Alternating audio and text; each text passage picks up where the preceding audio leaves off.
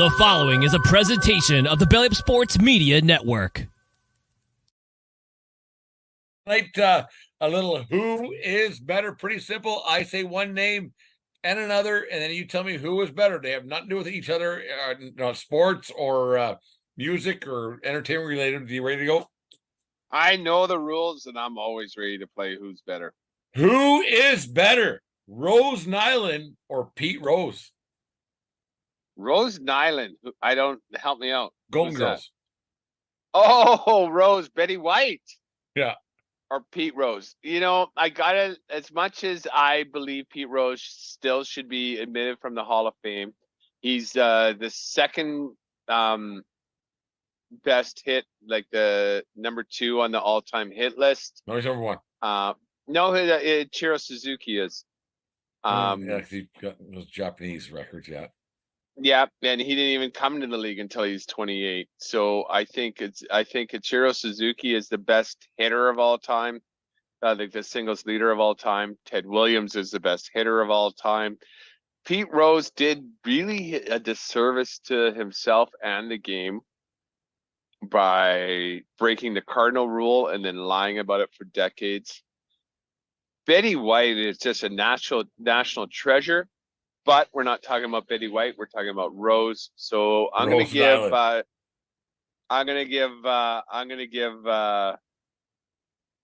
give Charlie Hustle the nod on this one. Pete Rose. Pete Rose over Rose Nylund. Yes.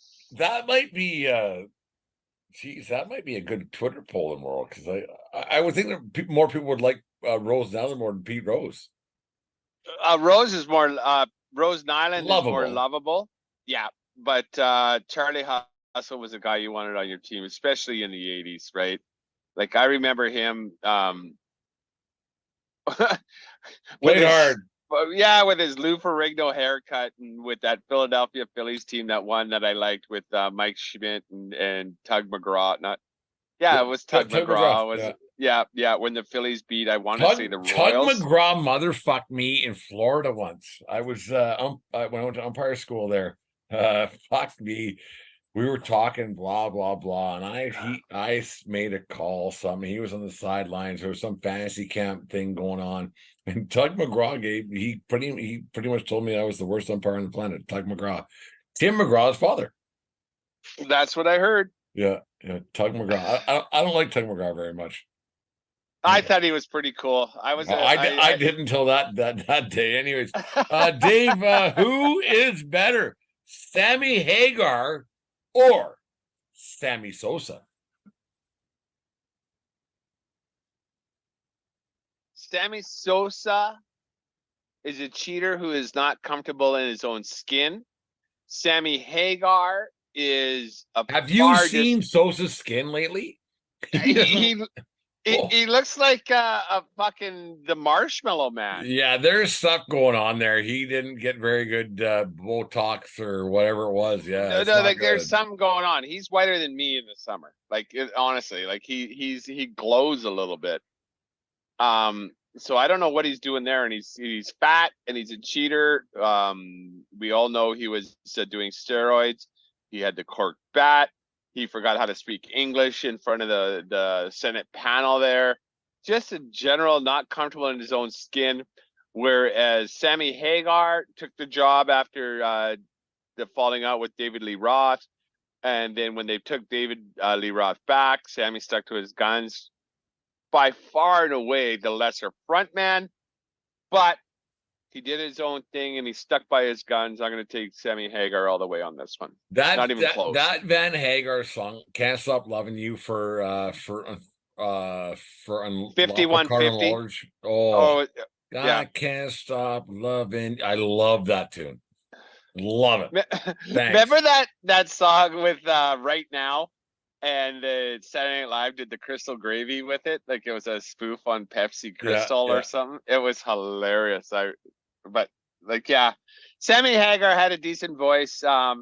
He made a ton of money on tequila or some fucking thing. Yeah, Cabo Wabo. I've been to his joint down there in Cabo San Lucas, and I went to Cabo Wabo in Vegas there. I think it's in the Planet Hollywood. Jesus. Here's another one. Who is better, Pat Roy or Pat Benatar? Oh, Pat Roy. Benatar was turned into a bit of a sellout. Love is a Battlefield is when she first came on the scene. She was a hard rock female, one of the first ones to do it.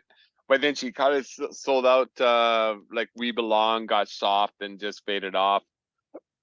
Excuse me. Whereas Pat Roy burns hot, gold medals, Stanley Cups. I'm not a big fan of Pat Roy the person, but No gold medals. oh, you're right. He never did get a gold medal in the Olympics. No, he's a In loser. fact, he big leagued them that one time too. In I want to say Salt Lake when he wasn't going to be declared number one. It was up Yeah, to he's in that. So, yeah. that's when Yeah. Marty Brodeur became That's fucking when the best goalie in the ever. on the planet there for a little bit. Yeah, you're right. I'll still take Pat Roy. I will take Pat Roy. What, 4 cups? And yeah. 1, 2, 3, 4. Yes. Yeah, 2 with the abs and Yeah. 2 with the abs. Pat Benatar, there she has that one song, All Fired Up. Fuck, I love that. Was the greatest hair skate song back in the day. Fuck, I love that song. She did have some good songs. All right? Fired Up. That was the best hair skate warm up song. Fuck, I put my lid on the fucking top of the net and just fucking give her a. Oh, I love that riff. It was something else. Hair skating goalies. What a.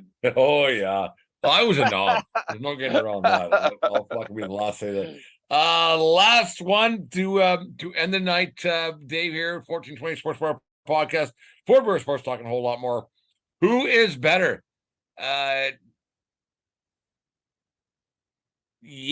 Blue Jays great, Tom Hankey, or Tom Cruise? I know Tom Cruise is still killing it with this Mission Impossible franchise. I cannot tell you. I think the last Tom Cruise movie I saw.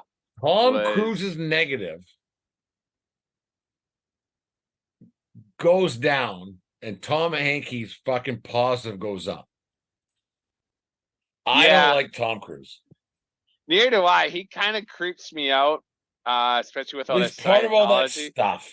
That Scientology stuff, and he clearly has the it factor, right? He still puts asses in the seats, does a lot of his own stunts. I gotta respect his game, but I don't watch. I'm not a consumer of movies like I used to be. Tom Hanks. A Few Good Men's a really good movie. That's a good movie. Top Gun was a good movie back in the day. All the Right Moves was a really good movie. I fell asleep 4 minutes and I've never seen it. For which one? Top Gun. I fell asleep 4 minutes in the Empress Cedar Fort McLeod. I fell asleep. I never woke up. The very first one? Yeah. Like back 40 years ago. Yeah. I never woke up. Really? Huh. I fell asleep. No, I kind of enjoyed it. Obviously, because that was a pretty good movie back in the day. I never did see the new Top Gun. Like I say, I'm not a moviegoer anymore. Tom Hankey, he only got 1 ring. They traded him to go with Dwayne Ward. The Terminator is what I believe they called him. He was money, though. He was money back in the day. But the Jays weren't winning that much. Yeah. Back in the day, I'm gonna give this one just on career and Hall of Fame credentials. I'm gonna have to give this one to Tom Cruise, even though I am not a Tom Cruise fan. By a hair at the nose, coming down the wire, self-bounding down. I gotta give it to Tom Cruise just because. Anyways, no, one of those. Just because, yeah, bet. Because you say this to 90% of the population, they're gonna say, "Who's Tom Hankey?" Even Canadians. There might be, there's a listener or two of ours right now, like Tom Hankey, reliever for the Blue Jays in the late 80s. I don't know who you're talking about. Yeah, late 80s, early 90s. Yeah, we gotta learn our demographics a little bit here, but anyways, no, he was great though. He was one of those guys. He'd come in over. Well, and in that year then too, because the Jays only had to get it to 7 because they had Dwayne Ward and Hankey, right? They Like they had it set up. We talked about the Jays a lot back then, but you remember like Juan Guzman? He would go 7, 8 every game. Done. Number 66 with the Jerry curl, right? Yeah. You can only pitch 6, and then middle relief for 1, and then you had Ward in the 8th and Hanky in the 9th. That Jays team was stacked. Fuck, that was a good. We team. should do that someday. Like maybe in our after our 4th year of doing this fucking bullshit. We should say what team was better than that team. Like really, honestly, like with Wamco and the pitching staff, like all of it. Yeah, with the pen and White, Alomar, Mahler, Carter, Olerud, Pat Borders. And then you throw in Kelly Gruber. That's 8 out of 9. Yeah, and then you had Winfield coming off the bench. And then the next year they added Ricky Henderson into that mix. Yeah. And then the pitching staff and on and on and on. And then they add the pitching staff. Well, let's win a World Series, and then we'll have David Cone. Well, fuck. Yeah. And Jimmy Key was on that staff. Oh, there weren't many teams in the history of baseball. And this isn't being Team Canada, but in the history of baseball teams, there wasn't many teams better than those 2 Blue Jay teams. There wasn't. I kind of agree with you. Like and they were just so good, and barely got by those Oakland teams. How good they were.